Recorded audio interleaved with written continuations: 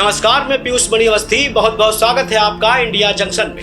अनुप्रिया पटेल लगातार एक के बाद एक सियासी दांव सरकार के साथ खेल रही हैं। कभी आरक्षण को लेकर दलितों की आवाज को बुलंद करती दिख रही हैं, तो कभी 69,000 शिक्षकों की भर्ती के घोटाले को लेकर सरकार को आईना दिखा रही हैं। लेकिन इस बार अनुप्रिया पटेल खुद सामने नहीं आई है, बल्कि किसी ऐसे शख्स के कंधे पर बंदूक रखकर सरकार पे वार किया है, जिसे 2027 के विधानसभा चुनाव के मद्देनजर देखा जा रहा है।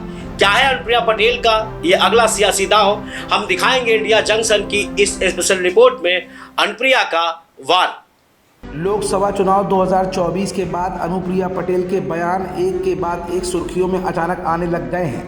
पहले तो उन्होंने सरकार को आईना दिखाया कि नौकरियों में दलित आरक्षण नहीं दिया जा रहा है और उनकी जगह नॉट सुटेबल फाउंड कहकर उन्हें हटाया जा रहा है। फिर 69,000 शिक्षकों की भर्ती के मामले को भी लेकर अनुप्रिया पटेल ने अभी हाल के ही दिनों में पहले आवाज़ उठाई थी, लेकिन इस बार फिर अनुप्रिया पटेल की पार्टी, अपना दल ने ऐसा कुछ करने की कोशिश की है जिसे एक बड़े राजनीतिक दांव के रूप में देखा जा रहा है। आखिर क्या है अनुप्रिया पटेल का मास्टर स्ट्रोक, जो इस बार उन्होंने खुद नहीं बल्कि किसी और के जरिए खेला है, और वो नाम कोई और नहीं बल्कि खुद अनुप्रिया पटेल के पति और प्रदेश सरकार में मंत्री आशीष पटेल हैं। अनुप्रिया पटेल ने आशीष पटेल के मार्फत ऐसा कौन सा दांव खेला जिसके दूरगामी परिणाम 2027 के आने वाले विधानसभा चुनाव में देखे जा सकते हैं। आज की इस रिपोर्ट में इसी परिणाम के बारे में हम आपको ये दिखाएंगे भी और बताएंगे भी। दरअसल अपना दल ने यूपी के सरकारी इंजीनियरिंग कॉलेजों के नाम दलित और पिछड़े वर्ग से आने वाले महापुरुषों के नाम पर करने का प्रस्ताव रखा है।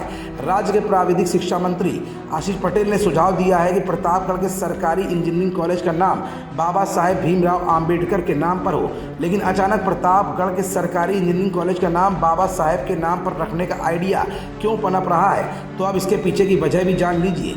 आशीष पटेल एनडीए की सहयोगी पार्टी अपना दल के कार्यकारी अध्यक्ष हैं और साथ साथ अपना दल के राष्ट्रीय अध्यक्ष अनुप्रिया पटेल के पति भी हैं। प्रतापगढ़ में अपना दल अध्यक्ष अनुप्रिया पटेल ने चुनाव के दौरान एक बड़ा बयान दिया था। अनुप्रिया पटेल ने कहा था कि अब राजा कोख से नहीं ईवीएम से पैदा होता है। प्रतापगढ़ में इस बार बीजेपी चुनाव हार गई है। अनुप्रिया पटेल लगातार तीसरी बार मिर्ज़ापुर से अपनी पार्टी के टिकट पर एमपी बनी है। अब मांग की गई है कि मिर्ज़ापुर के इंजीनियरिंग कॉलेज का नाम सम्राट अशोक के नाम पर हो। इसके साथ ही बस्ती के सरकारी इंजीनियरिंग कॉलेज का नाम सरदार पटेल के नाम पर रखने की सिफारिश भी की गई है। अपना दल को कुर्मी पटेल वोटरों की पार्टी माना जाता है। इस समाज के लोगों के लिए सरदार पटेल मान सम्मान के सबसे बड़े प्रतीक हैं। राजनीतिक जानकारों का कहना है कि इस बार के चुनाव में पटेल वोटरों का एक बड़ा तबका समाजवादी पार्टी की तरफ चला गया। ये एनडीए के लिए खतरे की घंटी है। इस बार समाजवादी पार्टी के कुर्मी बिरादरी के 6 सांसद चुने गए हैं। अनुप्रिया ने यूपी सरकार पर सरकारी नौकरी में पिछड़ों के आरक्षण की अनदेखी करने का आरोप भी लगाया था। इसके बाद सोनेलाल पटेल की जयंती पर उन्होंने लखनऊ में 69,000 शिक्षकों की भर्ती में आरक्षण की गड़बड़ियों का आरोप भी लगाया। ऐसा माना जा रहा है कि लोकसभा चुनाव के बाद अपना दल अपने बेस वोट बैंक को एकजुट करने में लग गया है। इस बार पार्टी 2 लोकसभा सीटों पर चुनाव भी लड़ी थी, सोनभद्र और मिर्ज़ापुर, जिसमें से सोनभद्र वो हार गई।